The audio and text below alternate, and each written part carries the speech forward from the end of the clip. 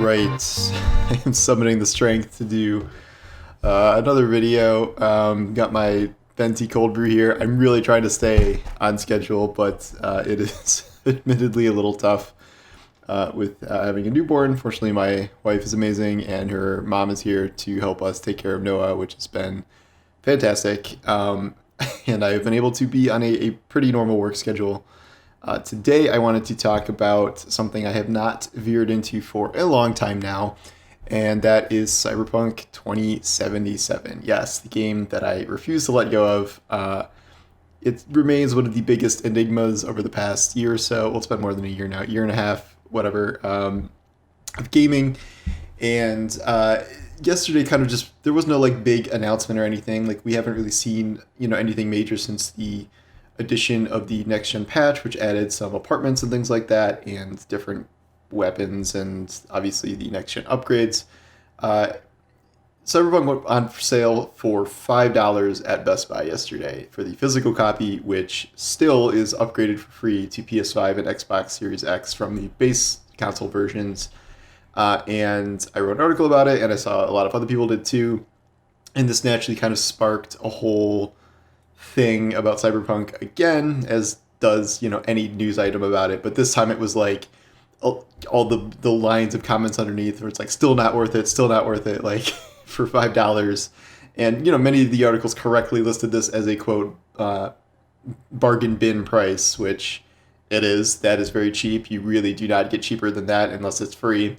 Granted, it's just a one-day sale, and I think digitally it's still full price at $50 on most of the kind of console stores and stuff. I assume it's similar to that on Steam. It goes on sale every so often. Usually when it's on sale, it's like $30, but I did see some kind of closer to the holidays where it was on sale for $10.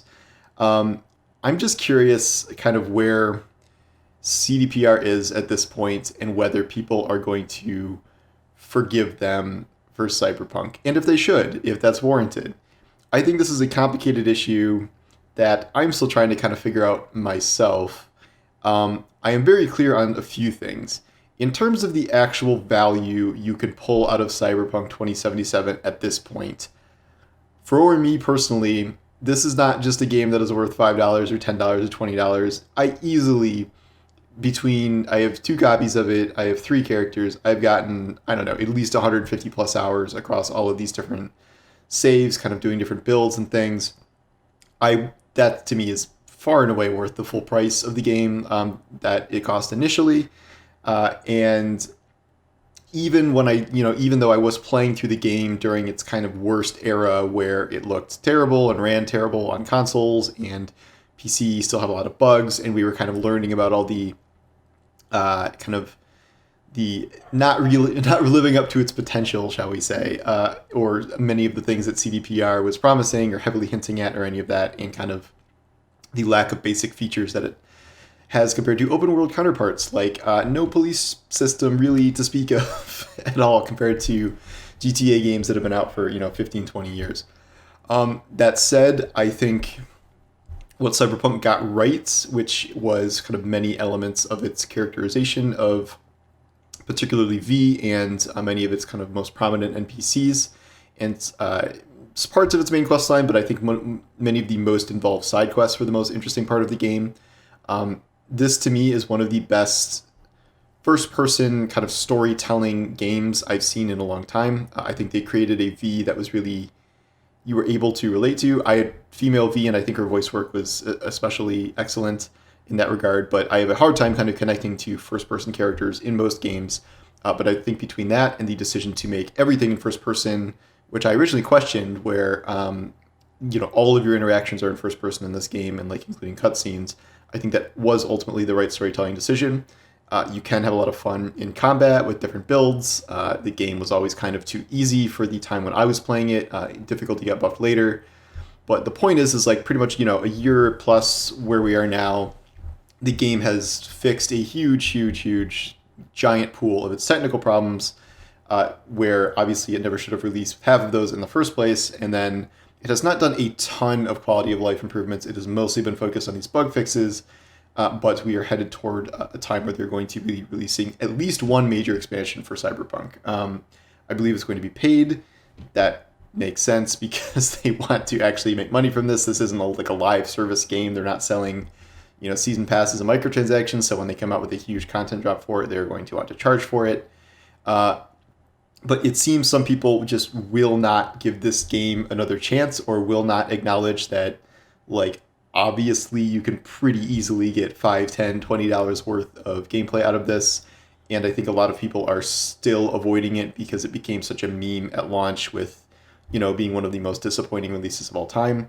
I still think that a lot of very, very shady stuff went down around then. I think that very clearly the game should not have come out for at least another year. I know it had already been delayed at that point, but it was pretty unforgivable pushing it live the way they did in the state they did, and they kind of deserved the reputational damage they got from it. I think they literally lied about the state of the game on last-gen consoles. They said it was performing surprisingly well, and then they did not provide review codes to reviewers for the consoles. They only gave them I didn't get a review code, but they gave reviewers PC codes, and the game ran a lot better, looked a lot better on PC, which is why this game got 8, 9s, and 10s at launch, which is something they cite, which I do not think is entirely undeserved because the PC version was literally that much better than the console version, which was a borderline unplayable mess. And I think they really, really kind of bent over backwards to deflect blame, to not take responsibility, to kind of, cover up what they did to kind of say the game was in a good state to launch on consoles, and it wasn't. It very clearly wasn't. And it made everyone look bad. It made CDPR look bad. It made reviewers look bad because they were only talking about the PC version. And it was this wild disparity between the PC version of the game and the base game or the console game for ages and ages until they finally have the next gen patch, and now it's more comparable. I think that what my takeaway is here is I think we're in a situation where people are still willing to give CDPR a chance, but a lot fewer people at this point are willing to give Cyberpunk a chance under the CDPR umbrella. I think Cyberpunk has been tainted to a degree where I don't think even a major expansion is going to turn things around. Cyberpunk has not had a No Man's Sky like trajectory where everyone's like, no, actually it's great now. Like, some people are saying that. I'm saying that. Like, it has done a lot to improve itself, and I think at its base it was a lot better than people were giving it credit for originally. But it is the overall narrative has not really shifted in that direction, and I don't think that even an expansion can do that at this point because of just how bad that launch was. What I am seeing with CDPR in general is as soon as The Witcher 4, it's not called The Witcher 4, but the next Witcher game was announced, a new saga for The Witcher built in Unreal Engine 5, nothing but hype. There was very, very little like, oh, we don't trust CDPR anymore after Cyberpunk. Like, it was more like, oh, they're switching to Unreal Engine 5 because Cyberpunk was such a mess on their engine, so that's probably a good idea. Like, that was more or less the extent of it, and I am not seeing that people are unwilling to forgive CDPR as a company or do not have faith that the next Witcher game is going to be interesting or good or kind of up to the caliber of The Witcher 3, which is why everyone loves CDPR in the first place. Right now, supposedly the idea for Cyberpunk is that they're going to be kind of simultaneously developing new Cyberpunk and Witcher games at the same time. The studio has expanded. I don't know how that's going to go. I feel like the correct move to try and redeem Cyberpunk is essentially a do-over. I think at this point, just tacking on, more stuff over time, over the next year and a half, 2 years, whatever, to Cyberpunk 2077, I would be very surprised if, that game experienced the kind of turnaround that they want to see and the kind of long-term sales. Like, you don't, consistently have a game on sale for $5, $10, $20 if it's like still a very in-demand game. And like, I know the game is sold. It's probably sold close to 20 million copies at this point. It was 13.7 like 3 weeks after launch. The long tail, I would imagine, is pushing it close to 20 now. Just people being curious and checking it out in the next gen or all of the different things. But I do not think that they have the bandwidth to push out an expansion that is going to be the level of rework this game needs. There are indications that they are trying to make something of that scale. They are changing the game at a lot of fundamental levels, like under the surface. They have done, overhauls to a bunch of the AI systems already, and I think they are going to keep doing that over time.